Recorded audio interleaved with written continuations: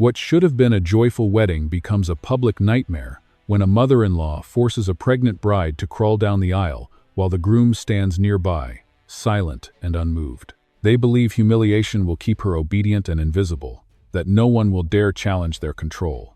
They are wrong. What follows is a fast, unforgiving clash of family power, public shame, and the law. And I promise the truth hits harder the deeper we go. Tell us what time it is where you are and where you are listening from.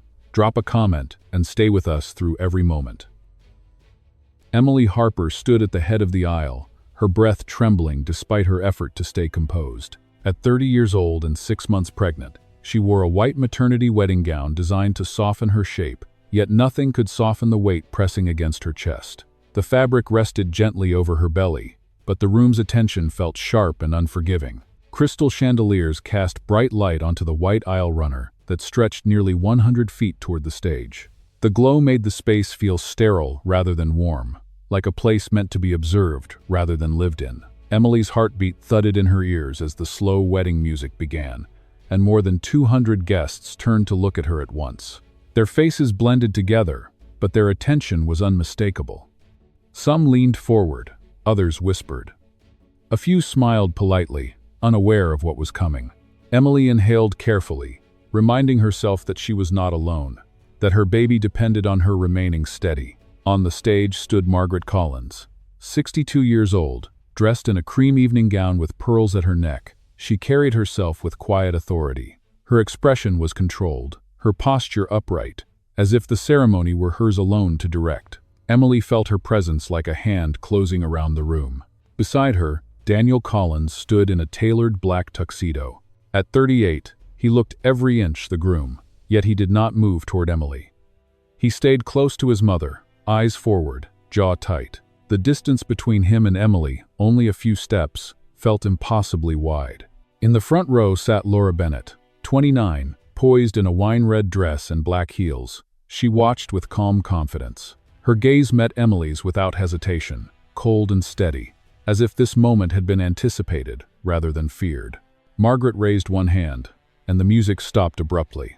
The silence that followed was heavy, unnatural. Emily heard the faint rustle of clothing, the scrape of a chair, the sound of her own breathing growing shallow. Margaret spoke clearly, announcing that the bride must perform a family ritual before approaching the stage. The phrase sounded ceremonial, but something in her tone made Emily's stomach tighten. Eyes throughout the room sharpened with curiosity. Emily froze as she realized every gaze was fixed on her. She searched Daniel's face for reassurance, for resistance, for anything. He lowered his eyes instead, avoiding hers completely. Margaret continued, her voice calm, as she ordered Emily to kneel on the white carpet. The command echoed in Emily's mind. For a brief moment, she considered refusing, but the room felt sealed around her. The exits distant, the pressure overwhelming. Slowly, carefully, Emily lowered herself to the floor. Her knees touched the carpet first, then her hands, palms pressing into the cool fabric. The movement felt deeply intimate and deeply humiliating. Her belly shifted forward, heavy with life, and she focused on keeping her balance. At 6 months pregnant, every motion required effort. Her heart raced, and a thin layer of sweat formed at her temples. She heard a soft gasp from somewhere in the crowd, followed by a low murmur spreading through the rows. Some guests raised their hands to their mouths. Others reached for their phones. Screens lifted quietly, lenses pointed in her direction. Emily saw the small red lights appear and knew the moment was being captured. Margaret watched from above with open satisfaction. Laura tilted her head slightly, a faint smile touching her lips, as if she were observing a private spectacle meant for her enjoyment alone. Emily's throat tightened. She forced herself to breathe evenly for the sake of her baby. The white gown began to wrinkle beneath her as the hem brushed against the carpet. Dust clung to the fabric, dulling its brightness. A quiet laugh drifted from somewhere behind her. It was not loud, but it was enough. More phones rose. The silence turned heavy with judgment. Emily began to crawl forward, one hand, then the other. Her knees pressed into the runner as whispers filled the room. Her breathing grew louder in her ears, each inhale shallow, each exhale strained. In the audience, Robert Harper struggled to stand. 65, wearing a rented gray suit, His body trembled as he tried to move forward, but he could not get past the crowd. Beside him, Susan Harper rose as well, only to break down in tears at the sight of her daughter on the floor. Daniel remained still. His hands clenched at his sides, but he did not step forward. He did not speak. His silence cut deeper than words. Emily's knees began to ache. Her hands trembled as she continued forward, her vision blurring slightly. She tasted salt as tears threatened to fall, but she refused to collapse. Margaret lifted the microphone and praised the bride's humility before the guests. The words struck Emily like a blow disguised as tradition. Susan bent over her husband's arm, unable to watch any longer. Emily reached the base of the stage at last. Her hands shook as she stopped at the first step, breath ragged, body tense. The once pristine aisle behind her was now marked and scuffed. The entire room fell silent as Emily remained kneeling at the foot of the stage, pregnant, exposed, and utterly still beneath her mother-in-law's gaze. 6 months before the wedding day in Ohio, Emily Harper lived a quiet life that carried no warning signs of what was coming. Her world was small and ordinary, built around routine, work, and the growing awareness that she was about to become a mother. The apartment she shared with her family was modest, but it felt safe, and safety mattered more to her than anything else once she learned she was pregnant. Emily worked full-time, balancing deadlines with doctor appointments and the steady fatigue that came with carrying her first child. Each evening, she folded baby clothes, read articles about pregnancy, and tried to imagine a future that felt stable. There was anxiety, but it was the kind of anxiety that came from responsibility, not fear. She believed preparation and patience could solve most problems. Daniel Collins entered her life as someone who seemed calm and composed. He was successful, well-dressed, and careful with his words. He never raised his voice, never appeared impulsive, and that restraint felt comforting to Emily. She interpreted his quiet nature as maturity. When he spoke about family, he spoke carefully, as if stability were a value he respected. Emily fell in love with Daniel because of the gentleness he showed at the beginning. He listened when she spoke about her worries and promised that she would never have to struggle alone. He spoke of marriage as a partnership and of their child as something they would protect together. Those promises formed the foundation of her trust. What Emily did not see was the distance waiting behind those words. Margaret Collins never openly accepted the relationship. There were no confrontations, no dramatic refusals, just an absence that felt deliberate. Family dinners happened without Emily present, even after Daniel proposed. Invitations were vague, postponed, or quietly forgotten.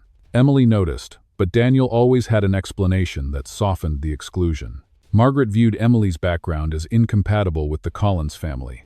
Emily came from a working middle-class household, while the Collins name carried social weight. Margaret never said this directly, but her choices made it clear. She spoke often about standards and expectations, and Emily slowly understood that she was being measured against something she could never become. Laura Bennett was part of that measurement. Laura had been Daniel's former lover, and her presence never fully disappeared. She remained in his life under the label of work, meetings, and shared history. Emily tried to ignore the discomfort because she wanted to believe in trust. Margaret, however, did not ignore Laura. She regarded her as suitable, polished, and socially aligned with the family's image. When Emily became pregnant, the balance shifted. Margaret saw the pregnancy not as a blessing but as a loss of control. The child represented permanence, a bond that could not be quietly undone. From that moment, Margaret's involvement intensified. She asked more questions, made more decisions, and began positioning herself at the center of every plan. Daniel did not stop her. Emily suggested a small wedding, something simple and intimate that would ease stress and expenses. She hoped a modest ceremony would prevent tension. Her suggestions were acknowledged politely and then dismissed. Decisions were made without her input, and she was informed rather than consulted. Margaret took full control of the wedding arrangements, presenting it as generosity. The scale grew larger, the venue more extravagant, and the guest list expanded beyond Emily's comfort. What should have felt celebratory began to feel performative. Emily noticed how little space her family occupied in the planning. The Harper family felt increasingly out of place. Robert Harper worried but lacked the strength to challenge what he did not fully understand. Susan Harper held on to hope, believing the arrival of the baby would soften hearts and bring unity. Emily wanted to believe that too. Still, unease crept in. Emily realized that her opinions rarely shaped decisions. Her role became reactive rather than participatory. Daniel avoided serious conversations whenever she tried to address her concerns. He changed the subject, reassured her vaguely, or asked her to wait until after the wedding. Laura appeared more frequently, always for professional reasons. Emily noticed how easily Laura moved through spaces that felt foreign to her. Margaret welcomed Laura's presence with warmth that Emily had never received.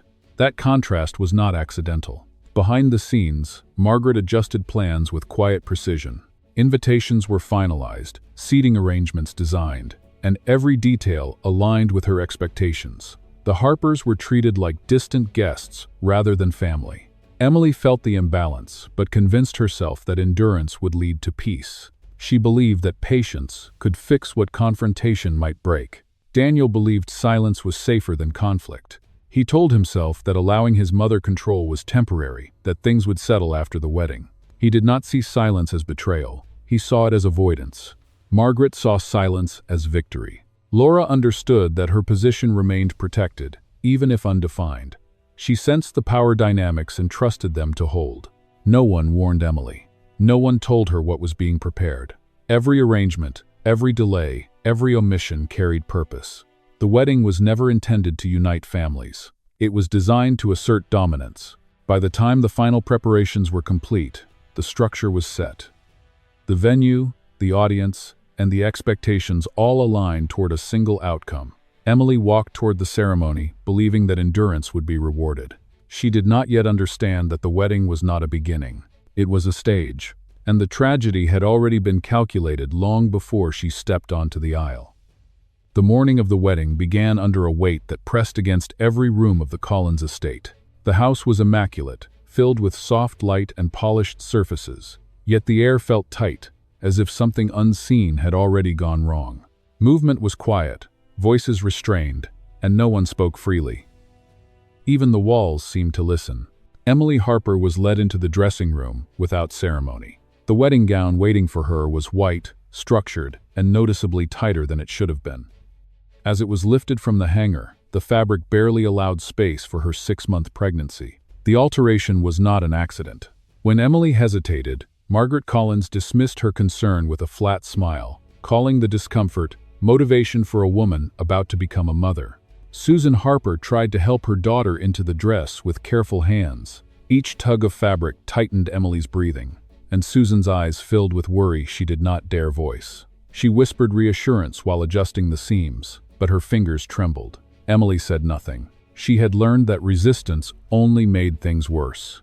Robert Harper remained outside the dressing room door. He stood still, listening to muffled movements, unable to intervene without causing a scene he did not understand. His silence was not agreement, it was helplessness. Daniel Collins arrived late.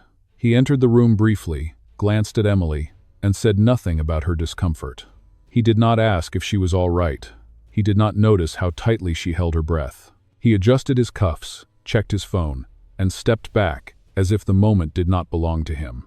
Laura Bennett appeared shortly after, flawless in a wine-red dress that fit her perfectly. She moved with ease, greeted Margaret warmly, and took her place as if she had always belonged there. Her presence shifted the room's balance without a word being spoken. Margaret then ordered all staff to leave the bridal suite. Doors closed. The space grew smaller. She announced calmly that the Collins family followed a private tradition before the ceremony. Emily asked what she meant, her voice cautious, but Margaret offered no explanation.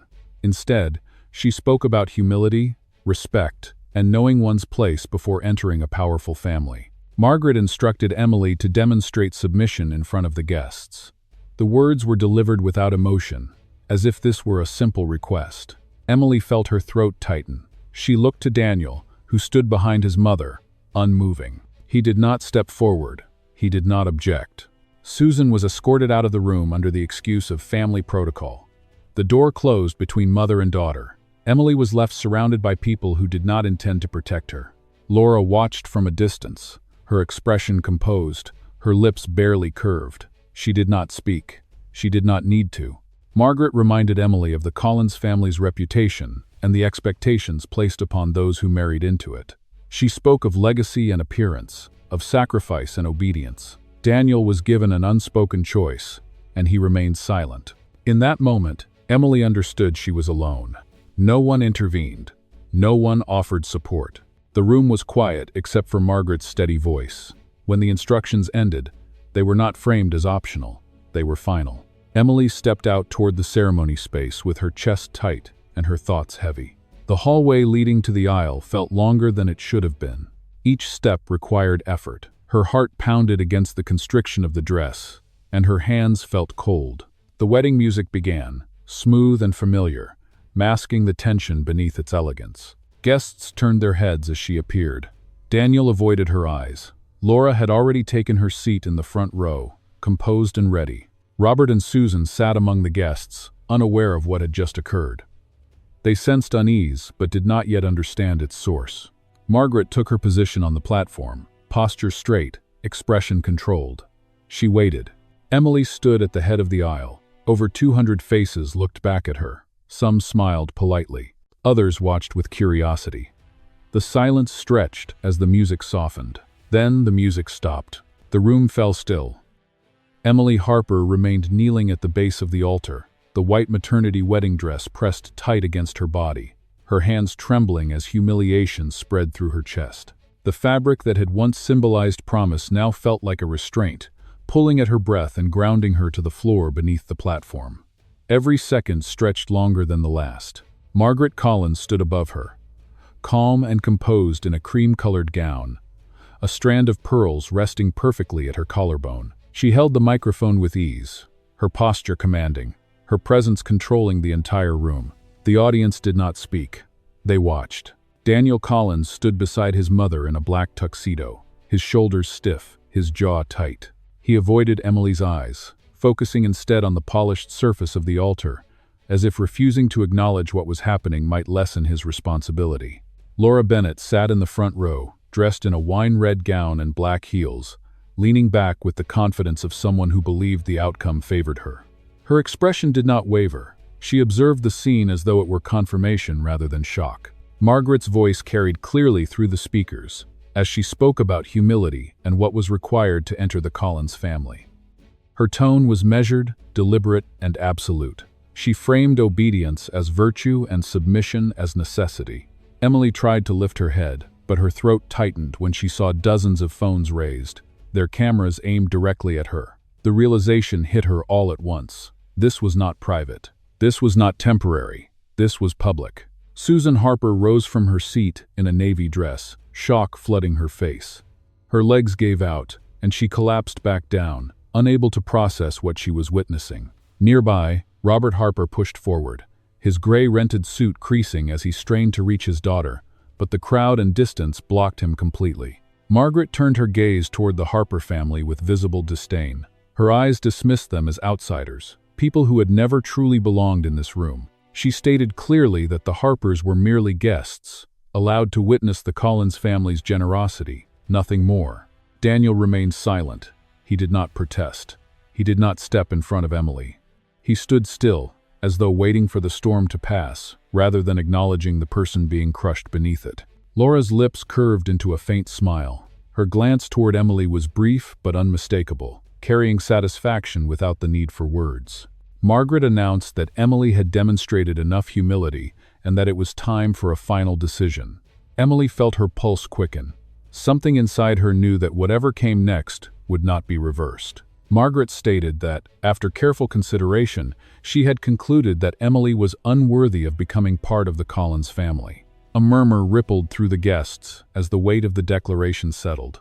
The wedding was no longer a ceremony. It had become a spectacle. Susan Harper's sob broke the silence. Robert Harper clenched his fists, his jaw tightening as anger and helplessness collided within him. Neither could move fast enough. Neither could protect their daughter. Margaret raised her hand and ordered the ceremony canceled immediately. She instructed security to step forward without hesitation. The authority in her voice left no room for argument. Daniel did not move to shield Emily, even as she remained kneeling, visibly pregnant, exposed to the eyes of hundreds. He stayed where he was, watching the floor. Emily tried to stand. The tightness of the dress and a wave of dizziness caused her knees to buckle. Her body swayed, and she struggled to keep her balance. No one offered a hand, A harsh gaze passed over her as Margaret directed that Emily be removed from the aisle. The words reduced her to an object, something misplaced, rather than a person in pain. Daniel's eyes remained downcast. He said nothing as Emily was approached. Laura lifted her chin and looked directly into a nearby camera. Her expression did not attempt to hide triumph. Emily was pulled from the white aisle runner. The dress dragged against the floor, the pristine fabric scraping against dirt and debris. Each step away from the altar felt heavier than the last. Susan tried to reach her daughter, but Robert held her back, fearing escalation. The fear of physical confrontation froze them both in place. Margaret turned back to the audience and declared that they had just witnessed a lesson about position and consequence. Her voice carried confidence, not shame. Phones continued recording. The moment transformed into evidence, preserved in countless angles, impossible to erase. Emily stepped outside the grand doors into the cold air. Her eyes burned, her chest ached, and her hands instinctively moved to protect her unborn child. The sound of the doors slamming shut behind her echoed louder than the crowd ever had. In that moment, she understood that what she had lost was not only a wedding, she had lost safety. Emily Harper stood on the front steps of the Collins estate, the white wedding dress streaked with grime where it had dragged across the aisle runner. The fabric that had looked pristine hours ago now clung to her in wrinkled folds, heavy with dust and shame. Her breathing came in broken pulls, shallow and uneven, as if her chest could not decide whether to cry or shut down completely. Robert Harper reached for her elbow and guided her down one step at a time. His hands shook with a fury he could not spend anywhere useful. He kept his grip steady anyway, because his daughter's balance was uncertain and her body was carrying more than heartbreak. His face was tight, jaw clenched, as if every breath burned. Susan Harper moved in close and wrapped a thin jacket around Emily's shoulders, the gesture automatic, protective, almost desperate. The coat did little against the cold, but it gave Susan something to do with her hands, something that felt like care when everything else had been taken away. Emily let it happen, her gaze unfocused, her thoughts flattened into one dull ache. Behind them, the mansion still glowed with bright, celebratory light. From outside, it looked as though the wedding had never been turned into a public humiliation. The windows shone warmly, and the entrance remained grand, as if the building itself refused to acknowledge what had just happened at its threshold. That contrast made Emily feel dizzy. Daniel Collins did not appear at the doorway. There was no apology, no attempt to follow, no sign that he was even watching. The absence landed like a final cut, sharper than any speech. Emily swallowed hard, but her throat tightened and refused to cooperate. On an upper corridor, Laura Bennett stepped into view in her wine-red dress. She did not call out. She did not need to. She simply paused where Emily could see her clearly, letting the moment hang like a verdict. Laura's eyes were steady, and the look she gave Emily was enough to make Emily's skin go cold. It wasn't rage. It was certainty. Robert guided Emily toward an old car waiting near the curb. They moved through a loose cluster of guests and bystanders who watched with expressions that ranged from curiosity to quiet satisfaction. Some looked away quickly, as if to pretend they had not participated. Others stared openly, as if the pain belonged to them for the evening's entertainment. The car door closed, shutting out the mansion's light. The interior felt dim and small. Emily sat stiffly, hands folded without purpose, her body braced as if impact were still coming. Susan climbed in beside her, still holding the thin jacket in place, like it could shield Emily from what had already happened. As they drove away, Susan began repeating the same words, again and again, her voice cracking each time. She was sorry. She was sorry she had believed. She was sorry she had brought her daughter into that room. The repetition was not a speech. It was a confession, spilled in pieces because she could not find a single sentence strong enough. Emily didn't answer. Shame had tightened around her voice like a knot. She stared out the window as the estate disappeared behind them, and she felt as though the world had shifted into a place where her name no longer meant anything. She could not form words that felt safe to release. Within hours, the video began to spread. At first it arrived as notifications, pings and vibrations that made Emily flinch. Then it became messages, tags, clipped links, strangers sending the same footage, as if they were passing around a joke. The recording of her crawling down the aisle traveled faster than her body could recover from it. The internet turned her humiliation into a spectacle with no end. Cruel comments followed like a flood. People wrote as if she were a character, not a person. And the worst part was how casual it all sounded. Her pain was treated like content. Her pregnancy was reduced to a detail in a headline. The volume of it was suffocating. Emily realized people were no longer using her real name. They were calling her by a mocking nickname, a label designed to sting and spread. Seeing it made her stomach twist. She stopped opening her phone, because every vibration felt like another blow to her dignity. Even silence from the screen felt dangerous, because she knew what waited there. Robert tried to call Daniel. He called once, then again, until his hand ached from gripping the phone. Each attempt ended the same way: rejected, unanswered, cut off. The refusal was consistent, deliberate, and humiliating in its own right. Robert's face tightened with each failed call, the anger building with nowhere to go. Susan watched Emily closely as they reached home. She noticed the sweat forming on Emily's skin, the way Emily's hand drifted toward her belly without fully pressing, the way her shoulders held tension like a locked door. Emily's breathing sounded heavier than it should have. She tried to hide it, but fear made her movements stiff. The first cramp came like a warning, a mild tightening low in her abdomen that made her inhale sharply. Emily didn't speak. She just sat very still, as if motion might make it worse. Another wave came, small but unmistakable, and her breath turned shallow. Susan's voice broke. Robert's hands went cold. They did not debate. They drove her to a clinic the way people move when they are terrified but trying not to show it. Inside, bright white overhead lights washed the exam room in a harsh glow. Emily was given a pale patient gown and asked to lie back beneath the cold lighting. The paper on the table crinkled when she shifted, and the sound felt too loud in the sterile quiet. Her eyes stayed fixed on the ceiling, wide and dry. The heartbeat monitor picked up the baby's rhythm, steady, present, real. The sound should have reassured her, but instead it made her more afraid. It reminded her how much could be lost, how quickly everything could collapse. Emily's hands trembled at her sides, as if her body no longer trusted calm. The doctor spoke plainly. Severe stress could be dangerous for pregnancy. Emily needed strict rest. She needed protection from shock, from emotional strain, from the relentless pressure now chasing her through every screen and every whisper. The words were measured, not dramatic, and that made them worse. Susan sat beside the bed and held Emily's hand as if letting go would cause her to fall apart completely. Her grip was firm, her thumb rubbing the same small circle over Emily's knuckles, again and again, trying to anchor her daughter in the present. Emily stared forward, unblinking, as if she had used up the ability to react. Robert stepped into the hallway and lowered his head. His shoulders sagged in a way Emily had never seen before, as if he had been stripped of the only job he believed mattered. Keeping his family safe, he stood there without speaking, the silence swallowing him. Meanwhile, online, the video kept spreading. It was shared like breaking news, passed around with captions designed to provoke laughter, outrage, or clicks. People who had never met Emily discussed her like a trend. The cruelty became normalized, layered, endless. Emily's employer let her go. The explanation was cautious, businesslike, and final. They didn't want the attention. They didn't want the controversy. Emily listened without arguing, because she had no energy left to defend herself. The loss settled in her chest like another weight. A landlord who had promised them a rental changed their mind, suddenly worried about reporters showing up, worried about neighbors, worried about being pulled into the story. The rejection wasn't shouted.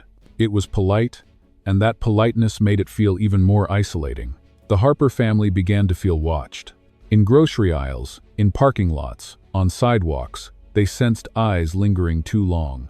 It wasn't always obvious, but it was constant enough to make Susan's shoulders tighten and Robert's steps turn cautious. The town felt smaller each day, as if the walls were closing in. Emily returned to her parents' home, the same place she had once dreamed of leaving behind through marriage. The irony sat bitter on her tongue. That house, once a stepping stone, became a refuge because everything else had been taken. That night, she lay in bed listening to wind press against the window. The darkness felt thick, and the quiet did not soothe her.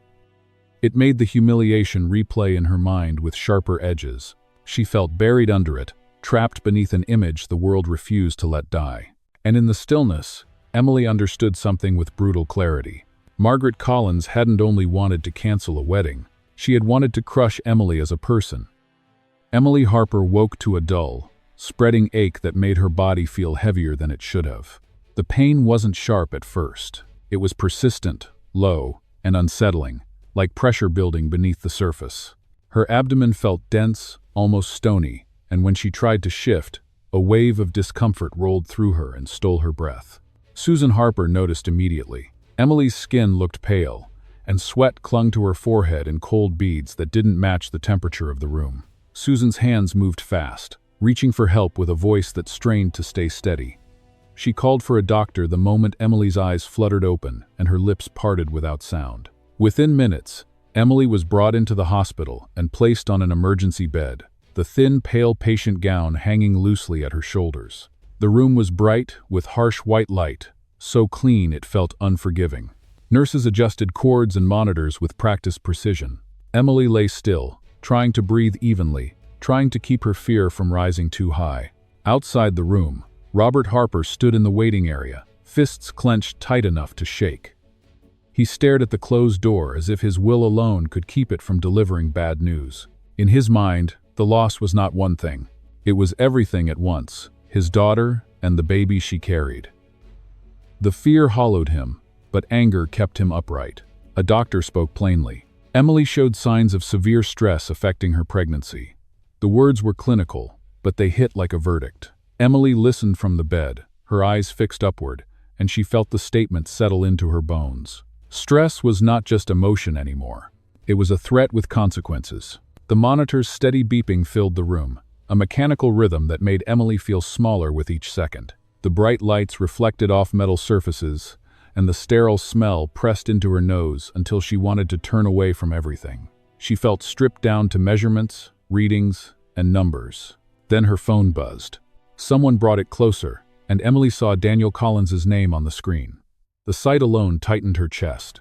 Susan picked it up and put it on speaker, as if refusing to let him hide behind distance. Daniel's voice came through smooth and empty, carefully controlled. He did not ask how Emily felt. He did not ask whether the baby was safe. His tone carried impatience disguised as reason. He said he wanted to handle things quietly, to resolve the situation peacefully, to avoid embarrassment for the Collins family. Emily stared at the ceiling as each word reached her. The sentence structure was polite, but the meaning was cold. He spoke about reputation, the way people speak about survival. In that moment, Emily understood with brutal clarity that his priority was not her body on a hospital bed. It was the Collins name. Susan snapped. She yanked the phone closer, her voice breaking with fury she could no longer contain. She cut him off, rejecting the entire premise, rejecting the idea that silence was a solution. The call ended abruptly, the screen going dark. The silence left behind was louder than any argument. Robert stepped into the room soon after, his face carved with exhaustion. He looked at Emily and did not know what to say. The words in his throat would not form. He simply released a long breath and stood near the bed, the kind of quiet that comes from a man who feels he has failed at the one job he believed mattered. Emily forced herself to stay calm because she could feel her heart wanting to race. She understood, with a new kind of awareness, that every spike in her pulse could echo through the baby. She swallowed and controlled her breathing, one slow inhale at a time, as if calm were now an act of protection. Her eyes drifted upward to the ceiling tiles, white and perfectly aligned, and a memory slipped in uninvited. The aisle, the carpet, her hands on the floor, the moment she had been made to kneel beneath Margaret Collins's gaze. Emily stared at the ceiling and asked herself a question she had avoided for months. Why had she accepted that kind of cruelty for so long? The answer wasn't simple, but the feeling was suddenly clear. She had mistaken endurance for safety. She had believed silence could earn peace. But the humiliation had not ended with silence. It had expanded. The shame that had crushed her after the wedding began to shift into something else, something darker, more focused. Beneath the humiliation was the deepest fear a mother can carry, losing her child. That fear narrowed her thinking into a single truth. Her baby could not survive inside a life built on submission. Emily decided then that she would stop reading the comments online. She had opened her phone too many times and felt herself collapse from what strangers wrote. She needed to protect her mind the way she protected her body. She shut the door on the noise, Not because she was weak, but because she could not afford another breakdown. Susan returned with something small to eat, her hands careful, her voice soft. Emily tried. She could only manage a few sips of water. The effort of swallowing felt like lifting weight. Susan didn't push. She simply stayed close, holding Emily's hand like a promise. Robert stepped out and made a call to someone he knew, someone who might understand the first steps of legal help. His voice was low, uncertain, as if he were ashamed to admit he did not know where to begin. He asked questions anyway, because doing nothing was no longer an option. Later, a woman appeared at the hospital. Karen Whitfield, 58, wearing a light gray sweater and dark khaki pants, stood with a seriousness that made the hallway seem quieter around her. She introduced herself without dramatics. She said she had witnessed everything at the wedding. She said she could not forget the sight of Emily being forced to crawl. Karen admitted she had not intervened in the moment. Fear had held her back. The crowd had felt too powerful, the situation too unbelievable. But she had remembered every detail. She had watched faces. She had registered the order of events. She had kept the scene in her mind because it had felt wrong in a way that would not release her. Emily looked at Karen and felt something she had not felt since the wedding. Respect, from someone outside her family. Not pity, not curiosity, respect. Karen's presence did not ask Emily to perform strength. It offered her recognition. Karen said she was willing to testify if Emily chose to fight the right way. The offer was simple, but it cracked open a narrow gap of light in Emily's thoughts. For the first time, she could imagine a path that was not built on surviving quietly. That night, the hospital dimmed into late hours. Emily lay on the bed, listening to the baby's heartbeat through the monitor's rhythm, and she felt baby Harper shift, small, gentle movement that grounded her. She placed her hand on her belly and understood something final. She was no longer living only for herself. In the quiet, she accepted that she could endure pain, but she could not allow her child to grow up beneath the shadow of humiliation. She could not teach her baby that silence was the price of belonging. Emily began to picture a future where she stood upright instead of kneeling. The image was faint at first, but it held. It steadied her. She decided that every step she took from now on would be for baby Harper, through truth and through the law. When the hallway light spilled into the room again, pale and steady, Emily opened her eyes and felt the decision settle into place. The silence she had lived inside was over. Emily Harper left the hospital wearing a loose, neutral-colored coat that concealed her body and shielded her from unwanted attention. She avoided cameras and crowds, choosing silence not as surrender, but as a temporary boundary. Her steps were careful, measured, as if every movement had to be justified now. Susan Harper prepared Emily's old bedroom for her return. The space was quiet, familiar, and stripped of anything that could trigger stress. Curtains were drawn to soften the light, and the room smelled faintly of detergent and wood polish. Susan wanted her daughter to heal in a place untouched by spectacle. Robert Harper followed a referral he trusted and scheduled a meeting with a community law office. He did not know exactly what to ask for, only that he could no longer afford uncertainty. The appointment felt like stepping into unfamiliar territory, but doing nothing was no longer acceptable. Michael Reed greeted the Harper family in a dark blue suit and a plain tie, his manner reserved and professional. He did not rush them. He did not promise outcomes. He listened first, signaling that their story mattered more than timelines or headlines. Emily spoke carefully, her voice steadier than it had been days earlier. She described the events without dramatics, focusing on sequence and clarity rather than emotion. Each detail surfaced slowly, as if she were laying evidence on a table rather than reliving pain. The act of speaking felt different this time. It felt intentional. Michael Reed listened without interruption, taking notes and tracking the legal implications behind each moment. He asked precise questions only when needed, ensuring the narrative remained accurate. His attention stayed on the facts, grounding the conversation.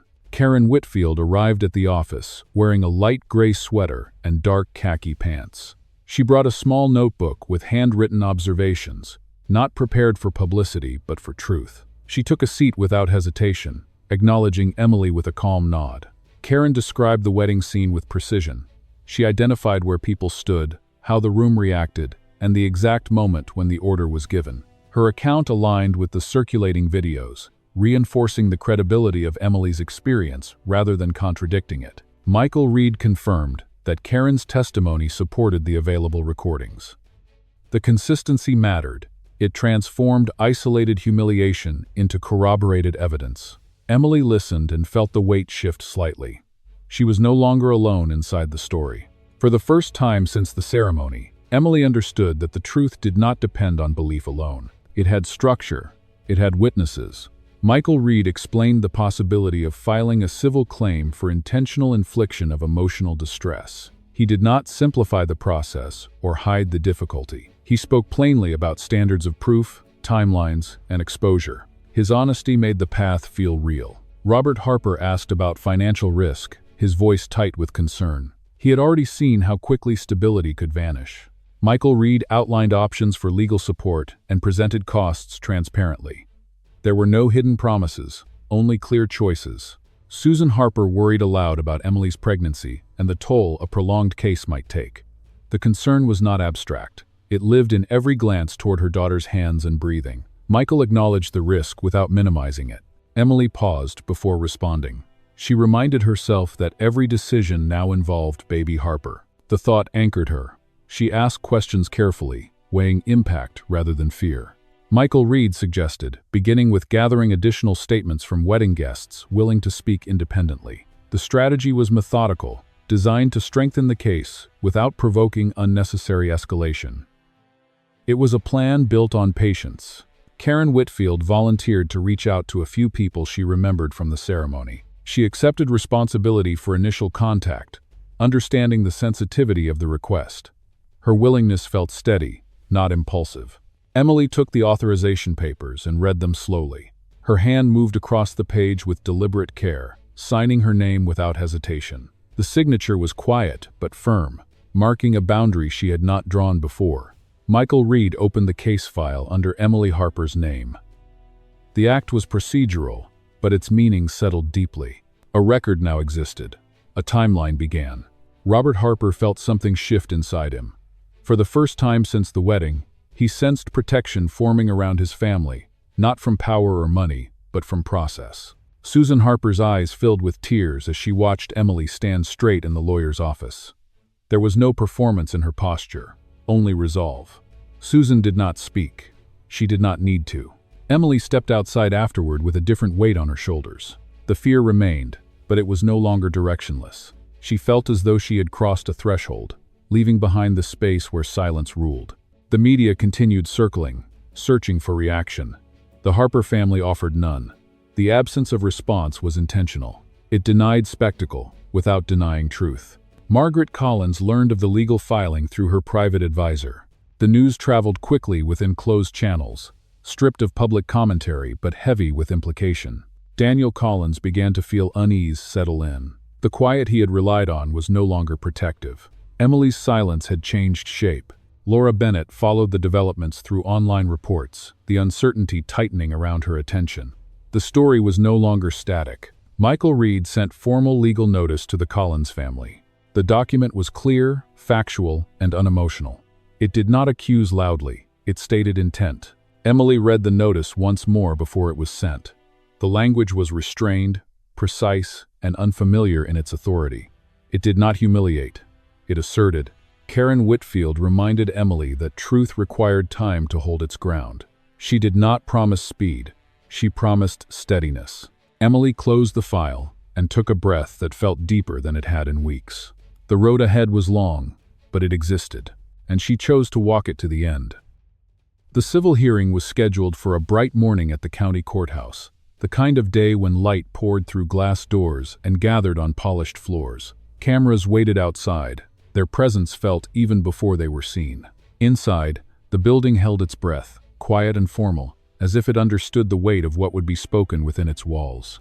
Emily Harper entered the courtroom, wearing simple clothing, nothing that drew attention. Her steps were slow but steady, each one measured. She did not rush. She did not hesitate. She moved forward with care, her posture controlled, her hands relaxed at her sides. Beside her walked Michael Reed, a leather briefcase tucked under his arm, every document prepared. Susan Harper and Robert Harper took their seats in the row behind. Their faces were tight with worry, their shoulders stiff. They did not speak. Their eyes followed Emily as she sat, watching her the way parents do when they know they can no longer intervene. Karen Whitfield had arrived early. She sat upright, hands folded neatly in her lap, her gaze fixed ahead. There was no uncertainty in her posture. She had not come to observe. She had come to be present. Daniel Collins appeared next, dressed in a tailored black suit. He looked composed at first glance, but the lines around his eyes betrayed exhaustion. He avoided looking directly at Emily. When he did glance in her direction, his gaze dropped quickly, as if the room itself made it difficult to stand upright. Laura Bennett entered quietly in a dark dress, her expression controlled. She avoided the press clustered near the doorway, keeping her eyes forward. The tension in her jaw was visible, though she said nothing. Margaret Collins arrived last, wearing the familiar cream-colored gown and pearl necklace. She walked with deliberate calm, her face unreadable. Her entrance drew attention without effort. She took her seat without acknowledging anyone else in the room. Moments later, Judge Eleanor Brooks entered in a black judicial robe, her presence commanding immediate silence. She took her place on the bench, her expression neutral, her gaze steady. The courtroom settled. The hearing began. Michael Reed stood and presented the case with measured language. His voice carried without strain, structured and precise. He did not embellish. He did not appeal to emotion. He laid out the sequence of events as facts, supported by evidence and testimony. When the video was introduced, the room shifted. The recording of Emily crawling down the aisle was displayed on a large screen. The image filled the courtroom. The sound was muted, but the visuals were unmistakable. A pregnant woman on the floor, a crowd watching, phones raised. Silence stretched as the footage played. No one spoke. Emily kept her hand on her abdomen, fingers spread lightly as she focused on breathing evenly. She did not look away. She did not flinch. She anchored herself in the rhythm of her breath, knowing that panic would only make things worse. Susan Harper turned her head, unable to watch the full sequence. Her shoulders trembled, and she pressed her lips together to keep from crying out. Robert Harper stared straight ahead, his face rigid, his jaw locked. Karen Whitfield was called to the stand. She stood, walked forward, and took the oath. When she spoke, her voice was clear and controlled. She described what she had seen without commentary or judgment. She identified positions, actions, and timing. She did not raise her voice. She did not soften the truth. She simply told it as it had happened. The attorney, representing the Collins family, attempted to minimize the harm, suggesting misinterpretation and emotional exaggeration. The approach was clinical, rehearsed. The words hovered in the room without landing. Judge Brooks leaned forward and asked a direct question. She wanted to know whether Emily had acted voluntarily. Michael Reed responded without hesitation. He explained that the act occurred under public pressure, in front of hundreds, within a clear imbalance of power. He stated that consent could not exist in that context. His tone remained factual, not accusatory. Daniel Collins was addressed next. When asked about his response during the ceremony, Daniel lowered his head. His shoulders slumped slightly, as he admitted he had done nothing. The admission was brief. It echoed longer than expected. Margaret Collins did not speak. Her silence was rigid, her jaw tightened, and a muscle twitched near her cheek. She remained composed, but the strain was visible. Members of the press documented every detail. Pens moved, cameras adjusted. The atmosphere was dense, each moment carefully recorded. During a short recess, Laura Bennett left the courtroom. Her steps were quick, her composure strained. She did not return immediately, and her absence did not go unnoticed. Judge Brooks requested additional medical documentation related to stress during pregnancy. The request was formal, procedural. Michael Reed provided the medical report, according to protocol, each page handled with care. Emily felt the fatigue settle into her muscles, but the shaking she had once known did not return. Her body was tired, but her mind remained clear. She sat upright, present, grounded. When the hearing concluded, the room did not erupt. There was no reaction, no resolution, only a heavy pause, the kind that follows when something irreversible has been placed into the open. The Harper family left the courtroom quietly. They did not speak to reporters. They did not look back. As Emily stepped into the hallway, the light felt different than it had that morning. Not warmer, not brighter, just real. She understood, with calm certainty, that whatever the outcome would be, the truth had been spoken aloud. and that truth was no longer only hers. The verdict was announced after the court had taken its time reviewing every document, every statement, every piece of recorded evidence submitted into the record. The room was silent in a way that felt heavy rather than calm, as if the air itself understood that what followed would permanently alter lives. When the clerk finished reading the procedural summary, all eyes turned forward, waiting. Emily Harper returned to the courtroom with slow, measured steps, her posture careful but not fragile. She did not rush, and she did not hesitate. Her hands rested naturally at her sides, her breathing steady, her gaze clear.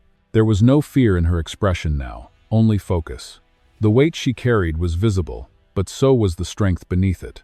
Michael Reed stood as Judge Eleanor Brooks entered the courtroom, her black robe moving with quiet authority as she took her seat. The sound of the room rising and settling again felt ceremonial, final. Susan Harper reached for her husband's hand, her fingers tightening as if anchoring herself in the present moment. Robert Harper inhaled deeply, his chest rising and falling once, preparing himself as the judge began to speak. Judge Eleanor Brooks spoke clearly, her voice even, controlled, and unmistakably firm. She stated that the act of humiliation committed against Emily Harper was deliberate, public, and intended to assert dominance. There was no ambiguity in her language, no softening of responsibility. The court found that the harm was real, measurable, and inflicted with full awareness. The judge ruled that the Collins family bore civil responsibility for the damage caused. A formal acknowledgement rippled through the courtroom as the decision was entered into record. The compensation amount was then read aloud, calculated to address both psychological trauma and medical consequences. Numbers were spoken, but what they represented was far heavier than currency. The court granted full custody of the child to Emily Harper. The words landed with quiet force. Emily did not react outwardly. She neither smiled nor cried. Her face remained composed, her jaw set, her eyes steady. This was not triumph. This was confirmation. Judge Brooks further stated that Daniel Collins was culpable as a passive accomplice due to his failure to intervene. The designation was precise, legal, and unavoidable. Daniel's shoulders sagged almost imperceptibly. He did not look toward Emily. He did not look toward his mother. Margaret Collins was formally reprimanded by the court. The judge's tone sharpened slightly as she addressed Margaret's abuse of authority and social power. For the first time, Margaret did not appear in control. Her hands remained folded, but her posture stiffened, the mask of certainty cracking under public accountability. Laura Bennett's name was entered into the record in the context of ethical responsibility and social conduct. The court did not dramatize her involvement, but it did not excuse it either. The implication was clear. Silence and complicity carried weight. A low murmur spread through the courtroom as the verdict was officially recorded. Whispers rose and fell, then died down under the bailiff's call for order. Emily remained still, her expression unchanged. There was no satisfaction in her eyes, no sense of revenge fulfilled. Susan Harper's composure finally broke, tears spilling quietly down her face. They were not tears of celebration, but of release. Robert Harper felt something long held inside his chest loosen. Not everything had been restored, but something essential had been acknowledged. Michael Reed gathered his files calmly, his movements professional and precise. He offered no gestures toward the opposing side. The work was done. Outside the courtroom, media outlets began framing the story around victim protection and legal accountability, the narrative shifting in tone. Daniel Collins stood and left the courtroom without expression. His face was hollow, his gaze unfocused, as if the walls themselves no longer recognized him. Margaret Collins followed, her steps less certain than before, her authority visibly diminished. Laura Bennett avoided the cameras, turning away quickly, disappearing down the corridor. Karen Whitfield paused when reporters approached her, asking why she had chosen to testify. She answered simply, saying that her silence had weighed heavier on her conscience than speaking ever could. Emily stepped out onto the courthouse steps, daylight washing over her face. She placed a hand on her belly, feeling baby Harper move. A small, undeniable reminder of life continuing forward. Susan Harper draped a coat around her daughter's shoulders, the gesture mirroring the day she had led her away from the wedding aisle. Robert Harper glanced back once at the courthouse, then exhaled, the tension easing from his frame. Emily did not look back. She understood now that power meant nothing without dignity, and that her future would begin not in looking behind her, but in standing tall as she moved forward. Emily Harper went into labor on a quiet morning, weeks after her body had been carefully guided back to strength by medical instruction and patience. The light outside the hospital window was soft, the kind that did not rush the day forward. She focused on the present moment, as nurses adjusted equipment and spoke in calm, practiced tones. There was no urgency in the air, only steadiness. Her breathing followed a slow rhythm she had learned and practiced, one that kept her pulse even and her mind anchored. She wore a pale hospital gown, the fabric light against her skin. Each inhale was measured, each exhale deliberate, keeping her heart rate steady as she prepared for what was coming. Susan Harper stood at her side, fingers wrapped around her daughter's hand with a tenderness that needed no words. The pressure of that grip was familiar and grounding, a reminder that Emily was not alone in this room or in this moment. Outside the delivery room, Robert Harper waited. His shoulders sagged with exhaustion earned over many months, yet his eyes held a quiet hope he did not try to hide. He paced once, then stopped, choosing stillness over restlessness. He listened to the muted sounds beyond the door and let himself believe that this morning would end differently than so many before it. Inside, the steady sound of a fetal heartbeat filled the bright white room. The monitor's rhythm was even, reassuring, a constant presence that guided Emily through each wave of pain. She centered herself on that sound, letting it pull her through the intensity with a resolve she had not known she possessed until she needed it. The pain came, sharp and demanding, but she met it without fear, drawing strength from a place that had grown stronger through trial. A doctor spoke with calm certainty, confirming that the delivery was progressing safely and as expected. The words settled into the room, easing tension without breaking the focus Emily maintained. She pushed when instructed, breathing through each effort, her body responding with determination rather than panic. Then, the room changed. A clear, strong cry broke the air, sudden and alive, and everything seemed brighter because of it. Baby Harper entered the world with a voice full of strength, the sound echoing off white walls and into the hearts of everyone present. Emily felt tears spill freely as the baby was placed into her arms for the first time. The weight was small but profound, warm and real against her chest. Susan Harper leaned in, kissing the baby's forehead with trembling joy. Her eyes shining with tears, she did not wipe away.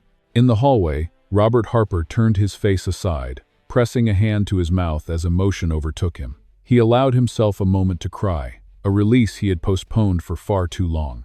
Holding her child, Emily felt clarity settle in her chest. Every moment of endurance, every decision made in silence or fear, had led here. The life in her arms was proof that survival could become creation. She breathed in the baby's scent and felt something inside her finally rest. Later, Michael Reed visited with a simple bouquet and a brief, sincere congratulations. He spoke quietly, telling Emily that her choices had already helped other women find their voices. His words were not grand, but they carried weight. He did not linger, respecting the space this moment required. A small card arrived from Karen Whitfield, its message handwritten and honest. Emily read each line slowly, recognizing the power of someone who had chosen not to turn away. The support did not overwhelm her, it steadied her. Requests from the media came quickly, but Emily declined them for now. She chose silence not as retreat, but as care. The early days were for healing and bonding, for learning the small sounds and movements of baby Harper. Susan stayed close, helping establish a gentle routine, while Robert transformed an old room into a warm space for mother and child, his hands busy with purpose. As days passed, Emily began attending support sessions for victims of public humiliation. When she spoke, her voice was calm and measured, free of bitterness. She shared without anger, offering understanding rather than blame. She noticed how others listened, how shoulders eased when they realized they were not alone. Daniel Collins did not appear in this new chapter of her life. Margaret Collins and Laura Bennett became names confined to legal documents, stripped of presence. Their absence was not emptiness, but relief. One afternoon, Emily stepped outside with her child. The baby nestled into a small stroller. The sunlight was gentle, warming rather than harsh. She paused, straightened her back, and looked up at the open sky ahead. The world felt wider than it had in a long time. She leaned close and whispered to her child that dignity was not something anyone could take away. The baby shifted softly, as if answering. Emily smiled, understanding at last that her journey had not begun at a ceremony or promise, but at the moment she chose to stand. The story closed there, with a mother carrying her child forward into the light, her head held high, no longer bowed.